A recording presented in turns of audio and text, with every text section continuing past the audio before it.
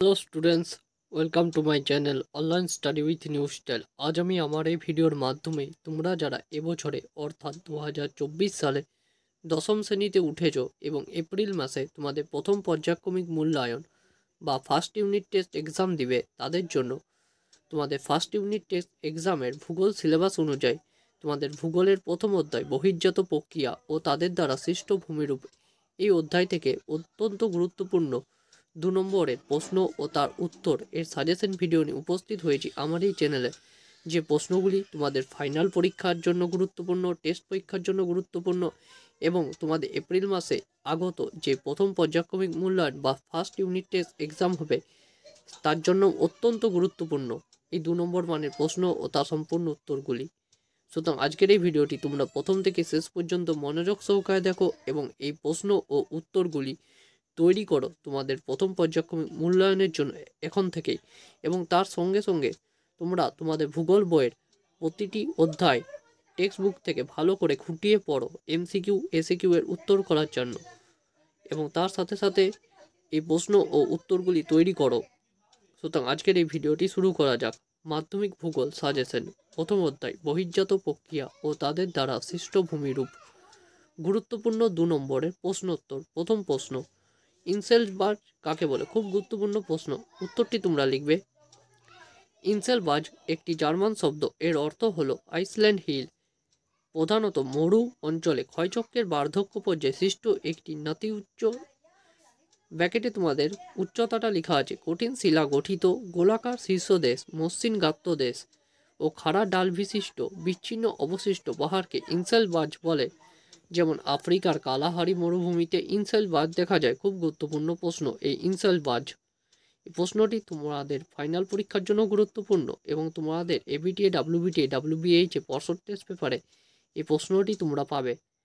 পরের প্রশ্ন, গিরিখাত অত্যন্ত সুগভীর হওয়ার কারণ? এই প্রশ্নটি খুব গুরুত্বপূর্ণ, উত্তরটি তোমরা লিখবে। উচ্চ পর্বতের খাড়া ঢাল বেয়ে নদী যখন তীব্র গতিতে নিচে নেমে আসে তখন তার গতিবেগ অনেক বেশি থাকে। নদীর তীব্র জলস্রোত ও জলস্রোতের সঙ্গে বাহিত প্রস্তরখণ্ডের আঘাতে নদীর নিম্নক্ষয় বেশি হয়, এই কারণে গিরিখাত অত্যন্ত সুগভীর হয়। নবীন ভঙ্গিল পর্বত উচ্চ বলে এখানে গিরিখাত সৃষ্টি হয়। প্রশ্নটি খুব গুরুত্বপূর্ণ তোমাদের প্রথম পর্যায়ক্রমিক মূল্যায়ন টেস্ট পরীক্ষা ফাইনাল পরীক্ষার জন্য। পরের প্রশ্ন, উচ্চ গতিতে পার্শ্বক্ষয় অপেক্ষা নিম্নক্ষয় অধিক হওয়ার কারণ? উত্তরটি লিখবে। উচ্চ গতি বা পার্বত্য প্রবাহে নদীর ঢাল অনেক বেশি থাকে, ফলে নদী প্রবল বেগে বাহিত হয়। এই অংশে অবস্থিত ছোট ছোট প্রস্তরখণ্ড নদীর সঙ্গে বাহিত হওয়ায়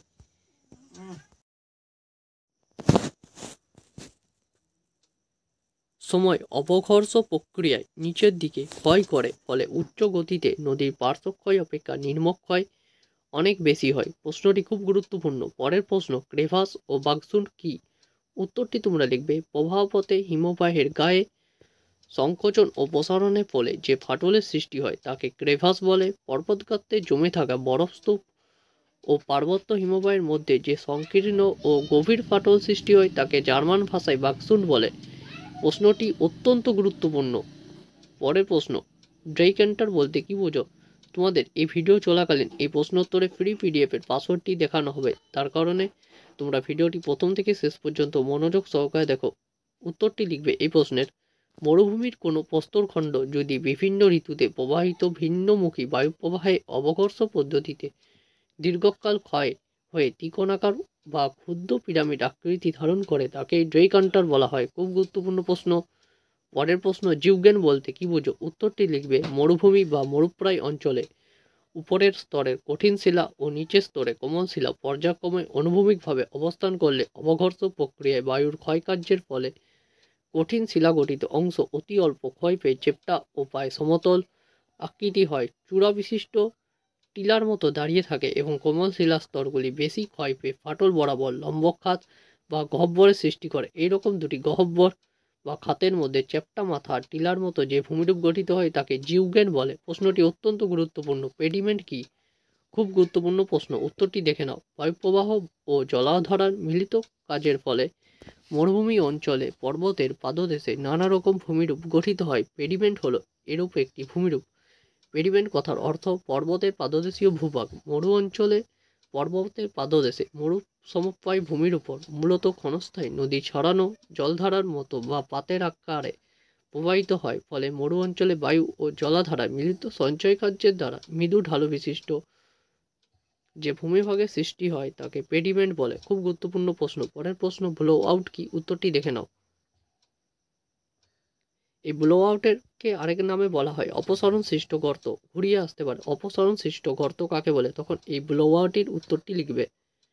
নদীর ষষ্ঠ খাতে সূত্র কি? এই প্রশ্নটি খুব গুরুত্বপূর্ণ, মোস্ট ইম্পর্টেন্ট। ক্যানিয়ন কি? উত্তরটি দেখে নাও। কঠিন শিলায় গঠিত শুষ্ক পার্বত্য অঞ্চলে নদী প্রবাহিত হলে জলের অভাবের কারণে নদী অত্যন্ত সংকীর্ণ ও গভীর আয়াকৃতির উপত্যকা গঠন করে। শুষ্ক অঞ্চলে এরূপ উপত্যকা বা গিরিখাতকে ক্যানিয়ন বলে। নদীর ধারণ অববাহিকা কাকে বলে? খুব গুরুত্বপূর্ণ প্রশ্ন। ক্ষয়ভবন কাকে বলে? যে প্রক্রিয়ায় আবহবিকার প্রাপ্ত চূর্ণ বিচ্ছিন্ন শিলা বায়ু প্রবাহ, নদ নদী, হিমবাহ, সমুদ্র তরঙ্গ প্রভৃতির দ্বারা বহু দূরে অপসৃত হয়, যাকে ক্ষয়ভবন বলে। খুব গুরুত্বপূর্ণ প্রশ্ন। অগ্নিভবন কি? প্রশ্নটি খুব গুরুত্বপূর্ণ। নদীর সঞ্চয় কার্যের মাত্রা কখন বেশি হয়? উত্তরটি লিখবে সমভূমি প্রবাহে ভূমির ঢাল কমে যায় এবং নদীর বহন ক্ষমতাও হ্রাস পায়। ফলস্বরূপ নদীপক্ষে চর সৃষ্টির জন্য নদীর জলগুলি অনেকগুলি শাখায় ভাগ হয়ে প্রতিসারী প্রবাহ সৃষ্টি করলে সঞ্চয় কার্যের মাত্রা বেড়ে যায়। পরের প্রশ্নগুলি দেখে নাও। পর্যায়নের মাধ্যমগুলি কিভাবে ভূমিরূপে ভাস্কর্য সৃষ্টি করে চলেছে? অত্যন্ত গুরুত্বপূর্ণ প্রশ্ন। উত্তরটি দেখে নাও। পরের প্রশ্ন, পর্যায়ন কাকে বলে বা গ্রেডিয়েশন কাকে বলে? নদীগ্রাস কাকে বলে?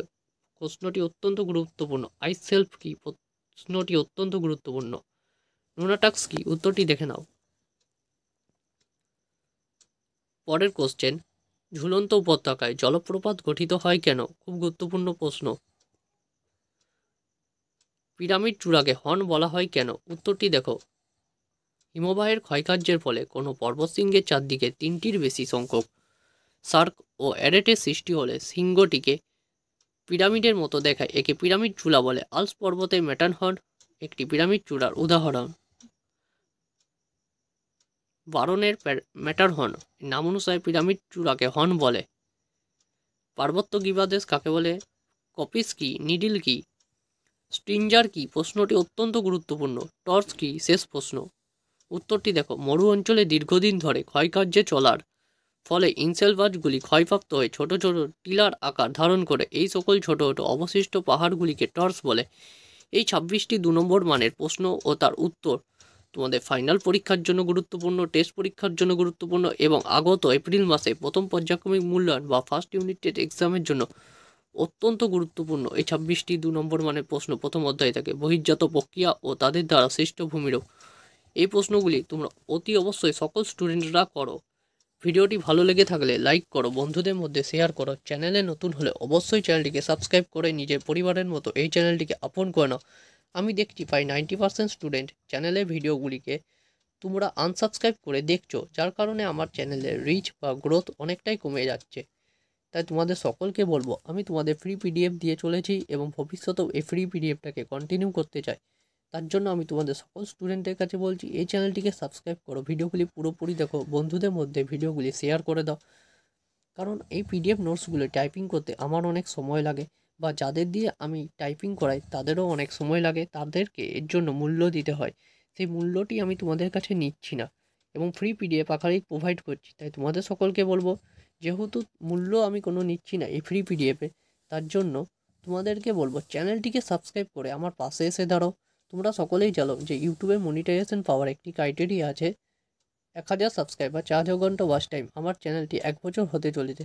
এই 1 বছরের মধ্যে 1000 সাবস্ক্রাইবার, 4000 ঘন্টা ওয়াচ টাইম কোনোটিই পূরণ হচ্ছে না, যার কারণে আমি মনিটাইজেশনটা হয়তো এবছরে নাও পেতে পারি, কিন্তু তোমাদের সাপোর্ট আর ভালোবাসা থাকলে আমার চ্যানেল গ্রো হবে এবং মনিটাইজেশন আমি এবছরের মধ্যেই পেয়ে যাব, যার ফলে আমি আরও উন্নতভাবে তোমাদেরকে নোটস প্রোভাইড করতে পারবো। এই কারণে তোমাদের সকল স্টুডেন্টের কাছে রিকোয়েস্ট করছি, চ্যানেলটিকে সাবস্ক্রাইব করো, ভিডিওগুলি পুরোপুরি দেখো, বন্ধুদের মধ্যে শেয়ার করে দাও। তোমরা এন্টারটেনমেন্ট চ্যানেলগুলিকে প্রায় সকলেই যখন দেখো সাবস্ক্রাইব করে দাও, কিন্তু এই এডুকেশন চ্যানেলগুলিকে সাবস্ক্রাইব করছো না, যার কারণে এডুকেশন চ্যানেলগুলো খুব তাড়াতাড়ি গ্রো হতে পারছে না এবং তাদের মনোবলটি ভেঙে যাচ্ছে। তাই আমি তোমাদের সকল স্টুডেন্টের কাছে রিকোয়েস্ট করব, এই চ্যানেলটিকে সাবস্ক্রাইব করো, নিজের পরিবারের মতো আপন করে নাও। বন্ধুদের মধ্যে ভিডিওগুলি শেয়ার করো এবং আবারও ভিডিও শেষে বলছি চ্যানেলটিকে সাবস্ক্রাইব করে অল নোটিফিকেশান সিলেক্ট করে রাখো। আজ এতটাই, পরদিন দেখা হবে অন্য একটি নতুন ভিডিওতে।